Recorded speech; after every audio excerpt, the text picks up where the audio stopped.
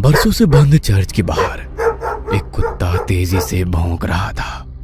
तभी अचानक उसके सामने एक साया लहराकर बाहर आया। उस साये को देखकर कुत्ते की आवाज उसके गले में ही बंद होकर रह गई। वो साया उसके आसपास लहरा रहा था। अचानक हवा में उस साये के साथ उड़ता हुआ वो कुत्ता उस चर्च के भीतर दाखिल हो गया। उसके भौंकने की आवाज अभी भी आ रही थी। कुछ देर के बाद हवा में उड़ता हुआ उसका शरीर वापस बाहर आया। इस बार उसके शरीर में प्राण नहीं थे। उसका पूरा शरीर सफेद था। मनाली शहर के बाहर एक पुराना चर्च बरसों से बंद था। उसके आसपास कोई भी नहीं जाता। कुछ दिनों के बाद कॉलेज के बच्चों की एक ट्रिप मनाली घूमने आई थी। रात के वक्त कॉलेज के कुछ बच्चे अपने टीचर को बिना बताए होटल से बाहर निकल गए।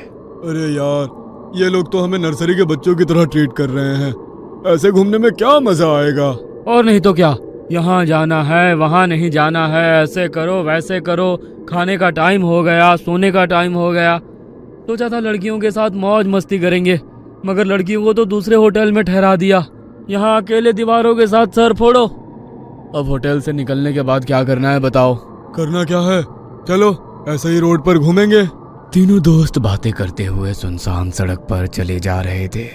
कुछ दूर चलने के बाद वे लोग उस चर्च के बाहर पहुंच गए। देख, ये चर्च कितना सुंदर लग रहा है।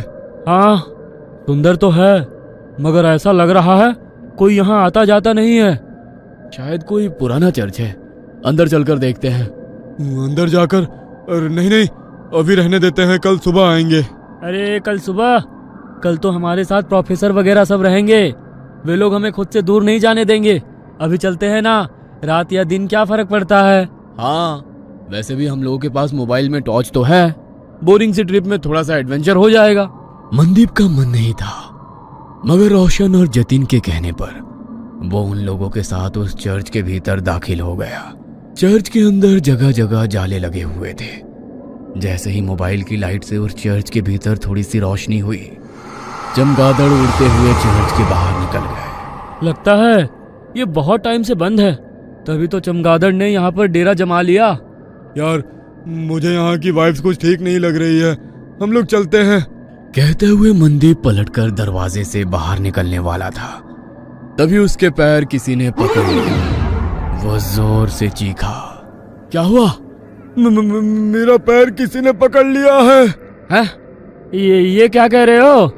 कहते हुए उसने अपने मोबाइल का टॉर्च मनदीप के पैर की तरफ किया तो वहां पर रस्सी थी।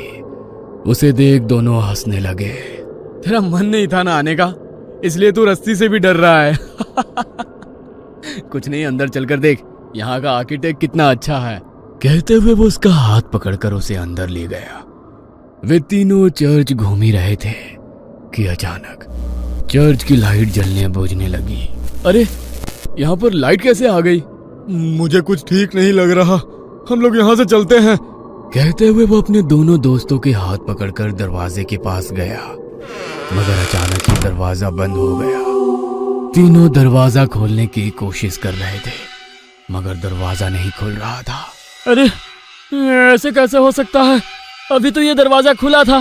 किसने बंद किया? प्लीज हेल्प, हमें डराने की कोशिश मत करो।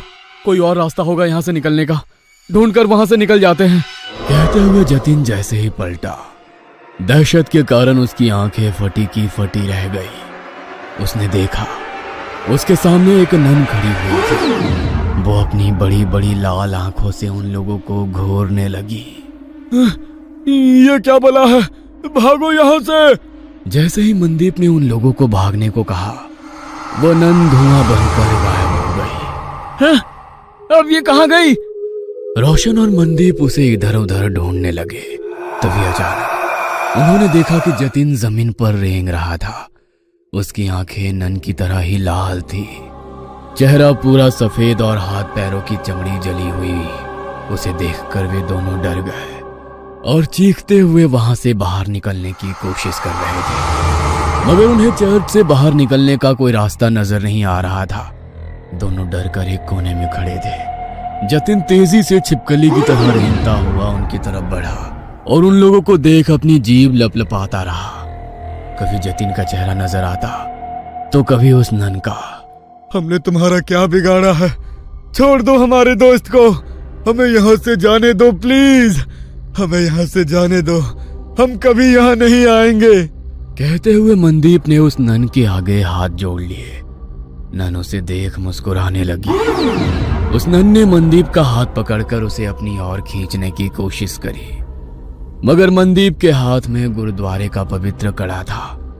उसे छूते ही नन को तेज झटका लगा और वो जमीन पर गिर गई और वो नन धुआं बनकर जतिन के शरीर से बाहर निकल गई। जतिन बेहोश जमीन पर पड़ा था। रोशन उसको होश में लाने की कोशिश करने लगा। जतिन जल्दी उठ जा, हमें यहाँ से निकलना होगा। जतिन प्लीज उठ जा। तुम लोगों को क्या लगता है कि तुम लोग इससे बच सकते हो? नहीं, तुम लोग अब उसके शिकार हो, यहां से बचकर नहीं जा सकते हो।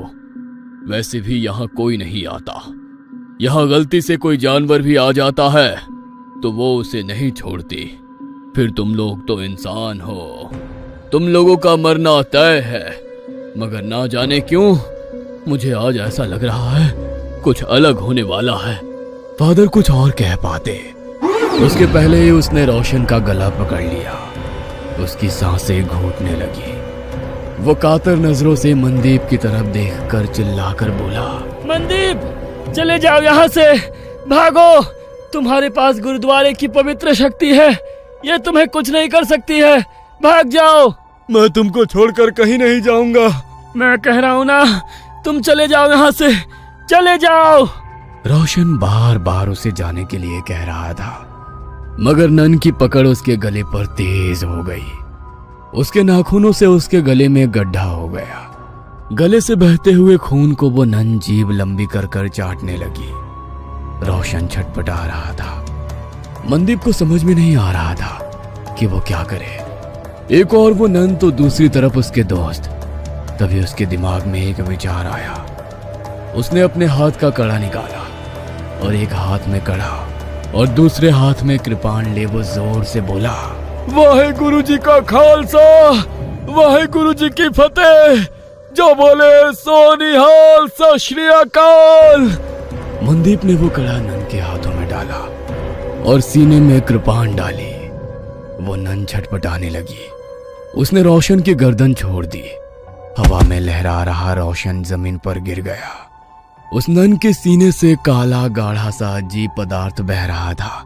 जतिन अभी तक बेहोश था। मनदीप को मदद चाहिए थी, मगर उसके पास मदद के लिए कोई नहीं था। उसकी नजर यीशु की मूर्ति पर पड़ी। हे यीशु, मुझे तेरी प्रार्थना नहीं आती है, मगर तेरे घर में शैतान तेरे बंदों पर कैसे हावी हो सकता है? हमारी मदद करो। कहते हुए उसकी आंखों में आंसू आ गए। तभी एक चमत्कार हुआ और बरसों से बंद वो चर्च अचानक से रोशन हो गया। फादर ने दो नन को बुलाया। नन ने घायल रोशन और जतिन का इलाज शुरू किया। फिर फादर ने जैसे ही उस घायल नन की ओर देखा, होली वाटर डाल उसकी मुक्ति की प्रेयर करने लगे। देखते ही देखते वो नन की आत्मा यीशु की मूर्ति में समाहित हो गई। आज तुम्हारे साहस और सूझबूझ से बरसों से भटकती उस नन की आत्मा को मुक्ति मिल गई। God bless you my child. तुम्हारे दोस्त अब ठीक हैं। कल सुबह तक उन लोगों को कुछ भी याद नहीं रहेगा। अब तुम लोग यहाँ से चले जाओ और आज की घटना का जिक्र किसी से भी मत करना। फादर के कहने पर मनदीप अपने दोस्तों के साथ होटल वापस आ गया। अगले दिन वे लोग जब मनाली घूमने के लिए निकले तो उसके दोस्त सब कुछ भूल चुके थे, मगर मनदीप उस खौफनाक रात को उम्र भर नहीं भूल सकता था। वो अपने साथियों के साथ उसी जगह से निकला तो मनदीप को कोई चर्च नजर नहीं आया।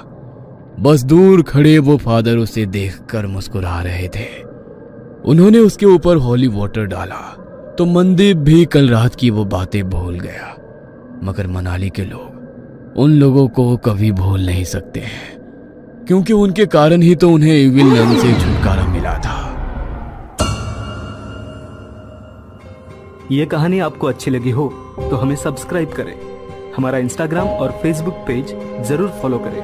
और हाँ दोस्तों, सब्सक्राइब करना भूलना मत।